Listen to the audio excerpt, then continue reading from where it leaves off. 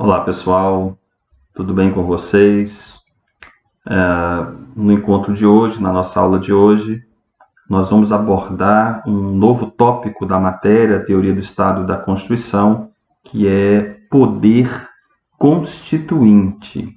Lembro, mais uma vez, que o texto referente a essa aula, que reproduz com algumas vantagens essa aula, já está disponível para você no seu portal de aluno, lá no site da Fadvale, assim como no Google Classroom, que é um aplicativo que a gente tem utilizado até aqui.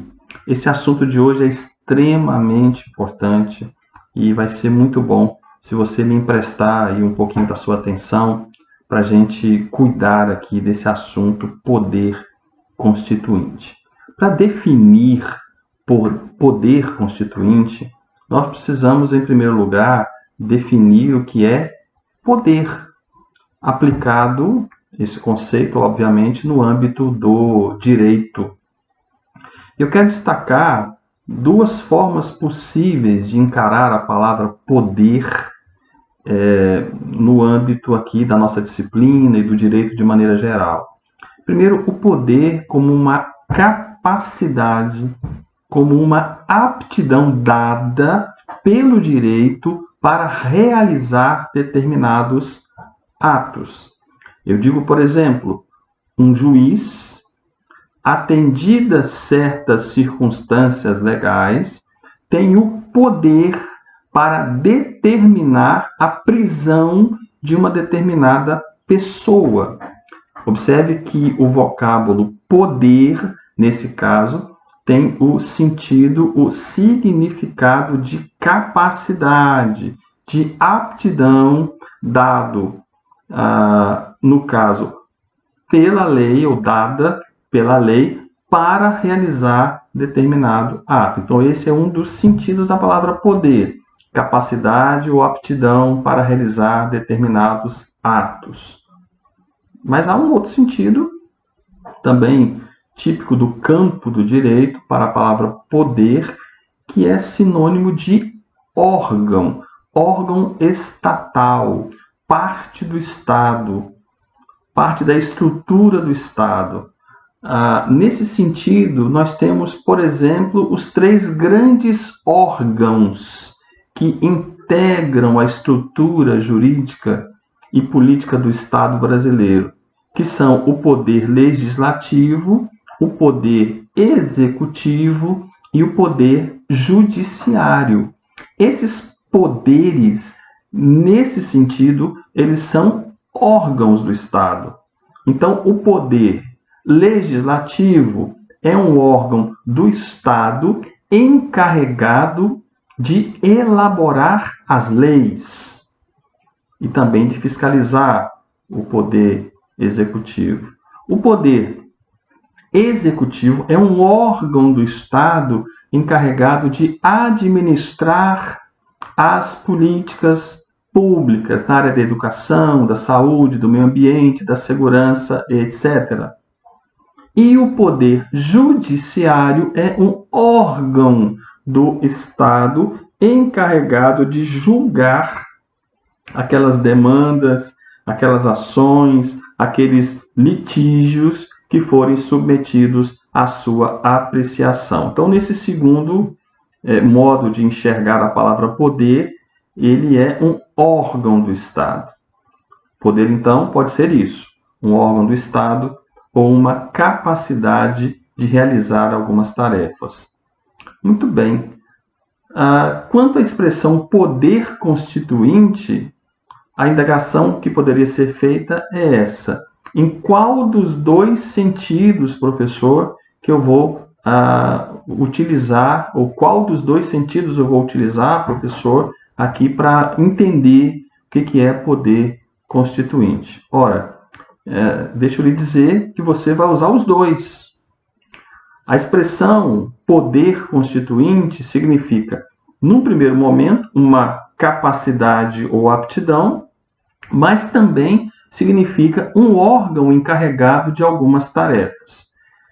Para você entender melhor, talvez eu tenha que fazer uma pergunta do fim para o começo. Que tarefas são essas? As tarefas a que eu me refiro, ou especificamente a tarefa a que eu me refiro, é a tarefa de construir ou de elaborar as normas constitucionais. Então, o poder constituinte é, ao mesmo tempo, a capacidade ou a aptidão de elaborar normas constitucionais, mas também é o órgão estatal encarregado de elaborar as normas constitucionais. Então, eu posso dizer, olha, a Assembleia, ela é o poder constituinte. Essa Assembleia aqui é hipotética, tá? É só uma ilustração. A Assembleia é o poder constituinte, mas eu posso dizer que ela também tem o poder constituinte. Ela é o órgão encarregado de elaborar a norma constitucional, mas ela também tem o poder, a capacidade, a aptidão de elaborar a norma constitucional. Bom, norma constitucional é o que, professor? Parece uma pergunta até fora de tempo, mas é sempre bom estabelecer aqui uma distinção que é fundamental na sequência do entendimento aqui da nossa matéria. Enfim, existem basicamente dois tipos de norma constitucional. Eu tenho a Constituição propriamente dita.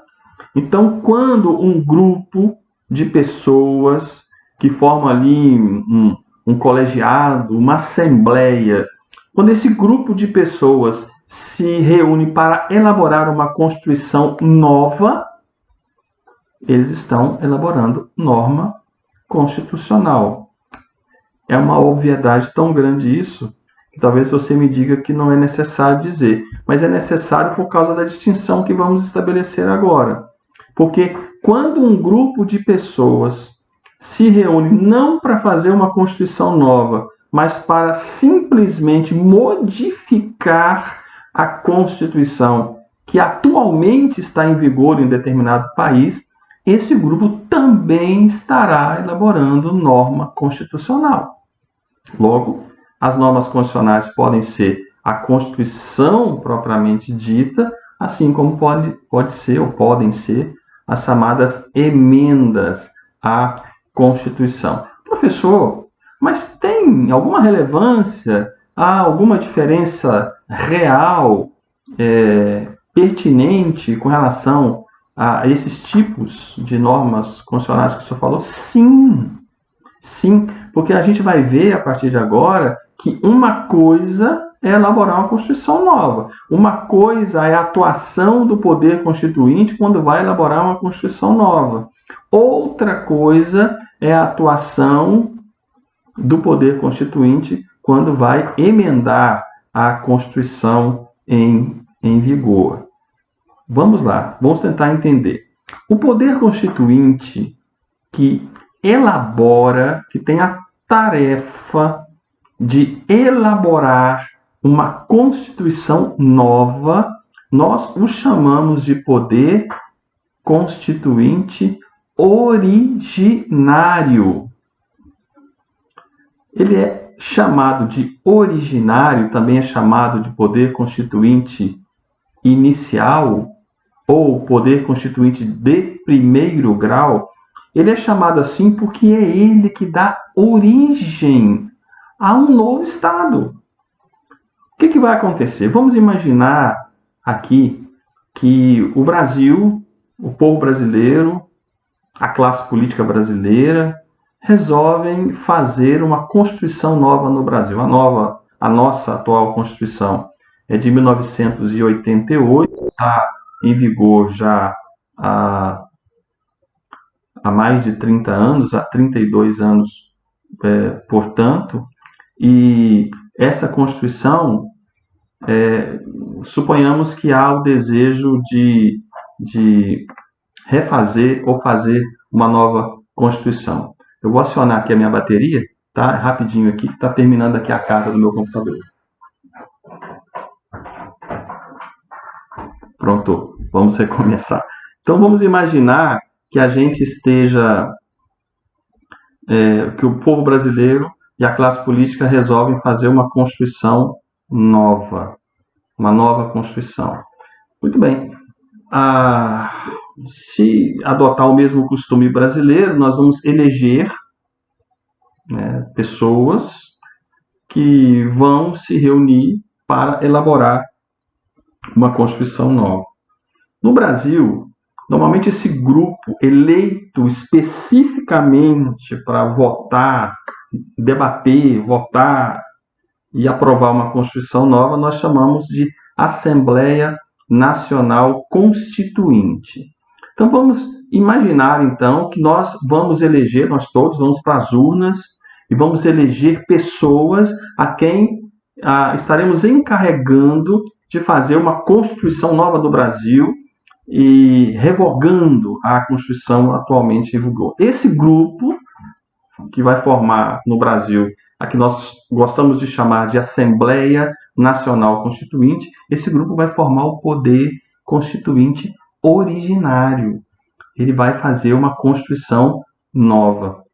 E eu quero destacar com vocês algumas características desse poder constituinte originário, dessa Assembleia Nacional Constituinte. Que poderes que eles têm? O que eles podem colocar na Constituição nova? Professor, eles podem incluir numa Constituição nova a pena de morte, por exemplo, para além do que já está previsto hoje, porque a nossa Constituição admite pena de morte em casos de crime de guerra. Será que é possível, ao fazer uma Constituição nova, prever a pena de trabalhos forçados, ou penas cruéis, ou coisas dessa natureza? Enfim, esse tipo de indagação passa pelo conhecimento dos poderes ou das características do poder constituinte originário, que poder ele tem e que poder que ele não tem no momento que ele vai elaborar a Constituição. Então nós vamos falar agora das características do poder constituinte originário. Bom, em primeiro lugar, a primeira característica dele é que ele é inicial. Inicial. Por uma questão óbvia, é porque ele dá início a um novo Estado. Esse é o sentido. Porque quando eu aprovo uma Constituição nova, aquele Estado antigo, ele deixou de existir, ele se renovou e agora eu crio um Estado novo. Ou um novo Estado. Acho que fica melhor assim, para não confundir lá com o Estado Novo de Getúlio Vargas. Eu crio um novo Estado. Observe, quando nós aprovamos a Constituição de 1988, que é a atual Constituição brasileira, nós revogamos a Constituição de 1967 e inauguramos um novo Estado brasileiro, revogando ou sucedendo ao Estado que vigorou de 67 até 88. Então ele é inicial por esse motivo, ele dá início ao novo Estado. Além de ser inicial, eu digo que ele é ilimitado e autônomo. Professor, o que isso quer dizer? Quer dizer que esse poder constituinte, quando ele for fazer a Constituição nova, ele não está obrigado a obedecer às normas da atual Constituição. Você entendeu? Olha só, está hoje reunido em Brasília o poder constituinte originário. Está lá hoje reunida em Brasília a Assembleia Nacional Constituinte para fazer uma nova Constituição para o Brasil.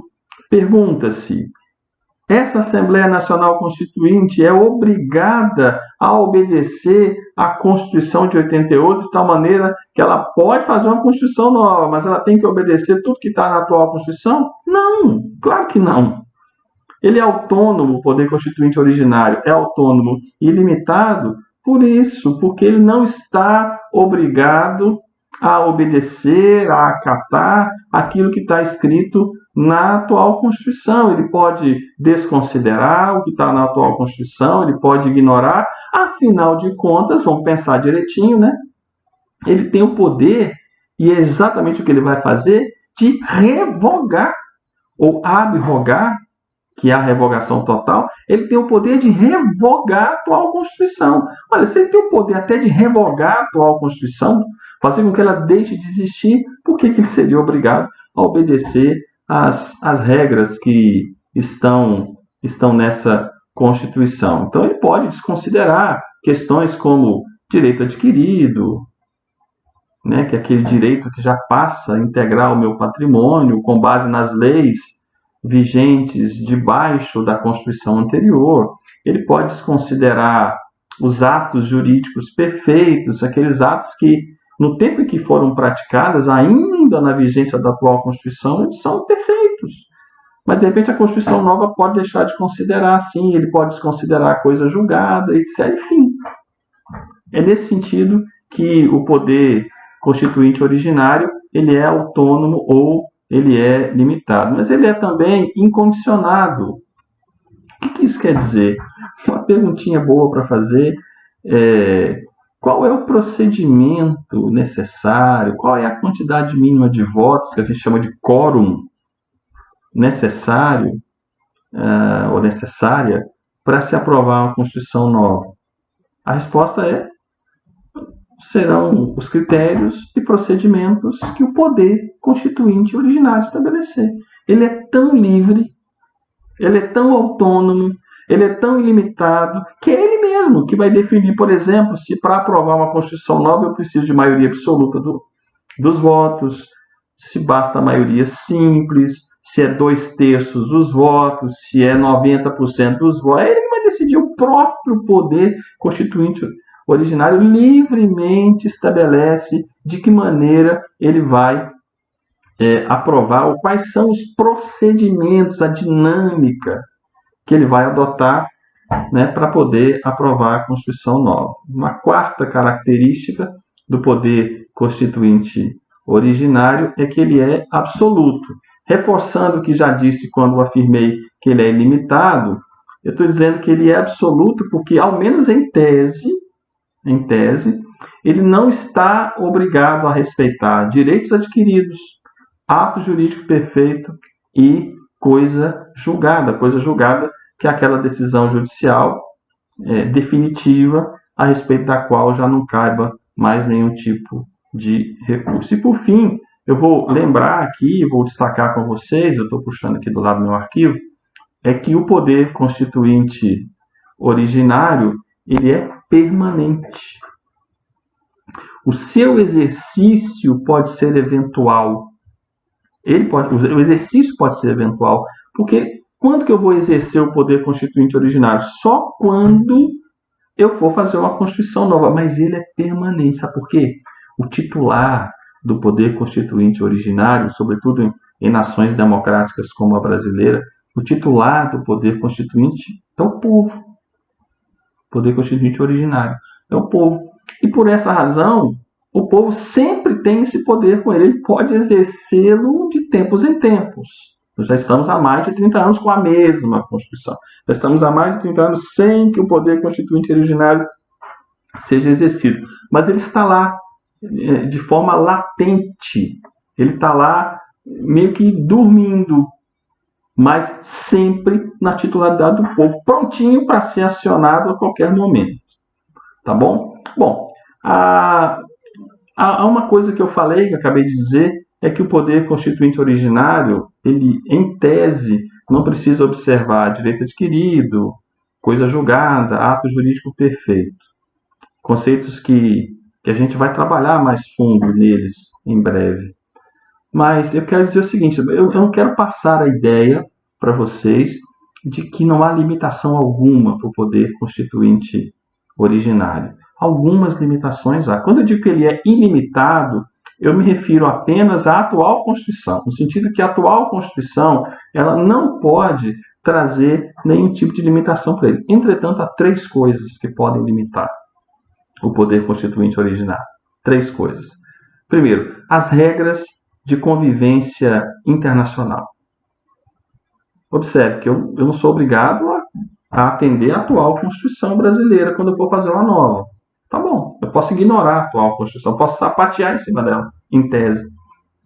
Entretanto, há os regramentos do direito internacional, os imperativos da coexistência internacional e há, sobretudo, documentos internacionais que o Brasil subscreveu, aceitou e que são resultado de um processo evolutivo de afirmação, sobretudo de direitos humanos, que o Brasil não vai poder ignorar. Por exemplo, no texto que eu ofereço a vocês, para que vocês estudem, tem 2 links lá que puxa para 2 pactos internacionais, um sobre direitos civis e políticos, outro sobre direitos econômicos, sociais e culturais. São 2 pactos internacionais que o Brasil adotou. E você pode clicar no link lá, você vai ver que o Brasil assumiu perante a comunidade internacional compromissos que, ao elaborar uma Constituição nova, ele não pode simplesmente dizer, não quero mais. Não é assim que funciona. Né? Sobretudo quando se tratarem de compromissos que representem, conforme disse, a afirmação histórica de direitos humanos. Então, as regras de convivência internacional podem limitar o poder constituinte. Também podem limitar o poder constituinte os limites impostos pelo direito natural. O pressuposto aqui é que há direitos que são inatos do ser humano. Inato quer dizer o quê? Eu já nasço com ele. São direitos que eu tenho pelo simples fato de ser humano. E que são direitos que eu tenho independentemente de estarem ou não previstos na lei escrita. Então, se é assim, se existem direitos que são inalienáveis, imprescritíveis, que são inatos do ser humano, que estão relacionados à própria natureza humana, ao elaborar uma nova Constituição, apesar de eu, poder constituinte originário, ser ilimitado, eu tenho que saber que eu preciso observar esses direitos também. Eu preciso observar. Como, por exemplo, a vida. Então, o Estado, o poder constituinte originário, ao elaborar uma Constituição nova, ele não pode... É absurdo o exemplo, mas só acho que vai ajudar a ilustrar bem. Ele não pode colocar lá que o Estado não tem mais o dever de punir o homicídio. Se ele fizer isso e der para cada um o dever, enfim, a condição de cada um defender a sua própria vida e o Estado não mais assume essa posição, esse dever, pronto. Ele parou de proteger a vida virou algo banal e ele não pode fazer isso, porque o direito à vida é o mais essencial de todos e eu tenho direito pelo simples fato de ser humano. Então, os limites impostos pelo direito natural é uma outra limitação e, por fim, há um terceiro limite, que é a vedação a normas que impliquem na aniquilação do Estado ou a abdicação da soberania ou da identidade nacionais. Nossa, que é isso, professor? É o seguinte, olha, eu não posso colocar na Constituição nova, apesar de eu ser um poder constituinte originário, cheio de poder e tal, eu não posso colocar lá nada que vai implicar na aniquilação, na extinção do próprio Estado. Eu não posso colocar lá um botão de autodestruição na Constituição. Não posso. A regra básica é que o Estado tem que ser mantido. A Constituição nova brasileira, uma eventual, uma hipotética nova Constituição brasileira, não pode ter uma cláusula lá dizendo absurdamente que o Estado brasileiro deixará de existir e passará a integrar um reino, um conglomerado de estados liderado pelos Estados Unidos, por exemplo, ou pela Argentina. Não posso abrir mão da minha soberania, não posso abrir mão do próprio Estado, não posso aniquilar o Estado, não posso abrir mão disso, não posso abrir mão da independência, não posso abrir mão da autodeterminação do povo brasileiro, não posso, essas coisas não pode. Então observe que é um poder, o poder constituinte originário é um poder, ou possui um poder ilimitado apenas com relação à atual Constituição, mas há limitações que se impõem. Então esse é o poder constituinte originário. Existe o poder constituinte derivado, não é? Esse é a segunda classificação e última, que é o poder constituinte derivado. Esse já não se encarrega de fazer uma Constituição nova, ele se encarrega de emendar ou alterar a Constituição vigente. Professor, hoje existe um poder constituinte derivado em execução no Brasil? Sim, derivado sim, originário não. O originário só aparece quando vai fazer uma Constituição nova. Mas o derivado, sim, ele permanece. E no caso do Brasil, quem exerce hoje o poder constituinte derivado é o Congresso Nacional, por meio do Senado Federal e da Câmara dos Deputados. É o Congresso Nacional que emenda a Constituição. É ele que promove alterações na Constituição. É ele que produz as emendas à Constituição. No texto, a que eu já me referi algumas vezes com vocês aqui, eu coloco lá um link para você abrir numa página do governo federal em que há todas as emendas que a Constituição brasileira já sofreu. Já são 106 emendas em 30 anos. Né? A nossa Constituição já foi emendada 106 vezes. Esse ano mesmo já teve uma emenda agora para atender a questão da pandemia e tal. Enfim, a gente está mudando a Constituição toda hora, praticamente. Muito bom. Ora, o poder constituinte derivado não é como o poder constituinte originário. Ele não tem o mesmo poder, a mesma força que o poder constituinte originário tem. Quais são duas características básicas para você entender isso aqui? Primeiro, ele é subordinado ou limitado. Lembra? O originário, poder constituinte originário, é ilimitado. Já o poder constituinte derivado, ele é limitado. Por quê? Porque ele é subordinado a algumas questões que estão na Constituição. Mais especificamente, as chamadas cláusulas pétreas ou cláusulas inabolíveis. Tipo assim, o Congresso Nacional ele vai emendar a Constituição, mas ele sabe que ele está proibido de tocar em algumas questões no sentido de abolir essas questões. Para ser mais específico com você, olha só, a nossa Constituição brasileira, no artigo 60, parágrafo 4º, estabelece qual que é o núcleo central da Constituição e que não pode ser abolido em hipótese alguma. Olha, a forma federativa de Estado, nós somos uma federação, a separação de poderes, legislativo, executivo e judiciário, o voto direto, secreto, universal e periódico e os direitos e garantias individuais. A Constituição está dizendo, o Congresso Nacional, você que aí exerce o poder constituinte derivado, saiba que você não pode tocar nessas questões, a não ser para ampliar. Para diminuir, nunca. Nunca. Então, observe que ele já está limitado, ele não tem a liberdade que o poder constituinte originário tinha. O poder constituinte derivado, ele é mais restrito, ele é limitado, no caso aqui, pelas cláusulas pétreas. Além das cláusulas pétreas, há uma outra limitação que é quanto ao procedimento. Eu disse lá atrás que o poder constituinte originário ele é incondicionado porque ele mesmo estabelece quais serão os procedimentos para aprovar a Constituição nova. Sim, e para emendar a Constituição, o poder constituinte derivado também, ele que vai definir quais são os procedimentos? Não, os procedimentos já estão definidos na Constituição. Quem foi que fez a Constituição mesmo? O poder constituinte originário. O que o poder constituinte originário fez? Fez constar no texto da Constituição o que tinha que ser obedecido para poder emendar a Constituição. Então, hoje, o Congresso Nacional, que exerce o poder constituinte derivado, ele não tem essa liberdade para definir de que jeito que vai ser. Não, o jeito que vai ser já está pré-determinado na Constituição. Então, observe, ele é mais limitado. Ele é mais preso. Ele não faz só do jeito que ele quer.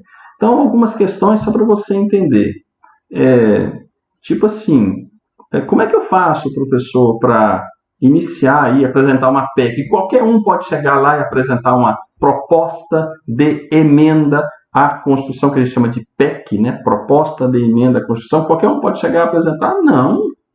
Por quê? Porque a Constituição fala que tem que ser 1/3 de deputados ou 1/3 de senadores, tem que ser o presidente da República ou mais da metade das assembleias legislativas dos estados e do Distrito Federal. Então, para iniciar, não é qualquer um. Para iniciar, não é qualquer um. Então, observe, Tem só 3 níveis de pessoas que podem apresentar uma proposta de emenda à Constituição. Tem mais? Tem.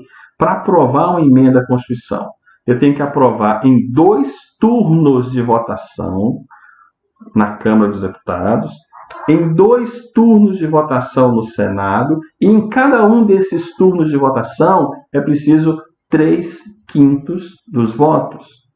Tem mais. Se o Brasil estiver, por exemplo, estiver acontecendo uma intervenção federal, né, o governo federal decreta contra a vontade de um governador a intervenção no estado tal. Pronto. Enquanto durar essa intervenção, pode ser no estado mais longínquo, lá no extremo norte ou no extremo sul, mais longínquo com relação a Brasília.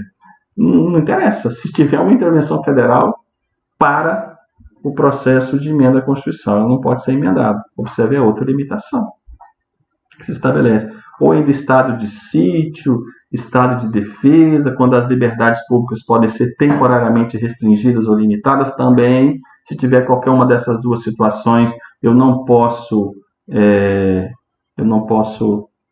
emendar a Constituição. Então, observe que, ao contrário do poder constituinte originário, o poder constituinte derivado, que é exercido pelo Congresso Nacional, tem uma série de limitações.